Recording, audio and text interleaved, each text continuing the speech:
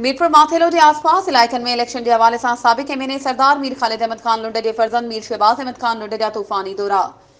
मीरपुर माथेलो में एसएसडी मिल में मारवाड़ी बिरादरी वटि इलेक्शन के हवाले से गवर्नर गॾिजाणियूं कयूं। मीरपुर माथेलो सिटी में वडेरो हादी बख्श शेख ऐं शेख बिरादरी वटि इलेक्शन के हवाले से गवर्नर गॾिजाणियूं कयूं। चौहान मोहल्ला में चौहान बिरादरी वटि इलेक्शन के हवाले से गवर्नर गॾिजाणियूं कयूं। कोसर कॉलोनी में अब्दुल रज़ाक कलोड़ो ऐं कलोड़ा बिरादरी वटि इलेक्शन के हवाले से गवर्नर गॾिजाणियूं कयूं। ॻोठ चाकर ख़ान कोलाची ऐं कोलाची बिरादरी वटि इलेक्शन के हवाले से गवर्नर गॾिजाणियूं कयूं।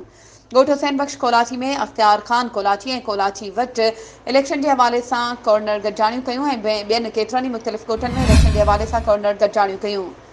अवाम पारां मीर शहबाज अहमद ख़ान लुंड जो शानदार इस्तक़बाल करे गुलनि जी वर्खा करे सिंधी अजरक पाराए मीर शहबाज अहमद ख़ान लुंड सां गॾु चौधरी ज़ीशान हुसैन अली ख़ान बोज़दार, हसन अली ख़ान लुंड, मोहम्मद अली चांडियो, अब्दुल रज़ाक ख़ान बोज़दार, सालिक हुसैन लाशारी, ताज मोहम्मद ख़ान कोलाची, गुलशेर अहमद ख़ान बोज़दार, समंदर ख़ान भयो, ग़ुलाम सरवर चन्ना, रियाज़ अहमद कलवड़ ऐं ॿिया केतिरा ई मौजूद माण्हू गॾु हुआ।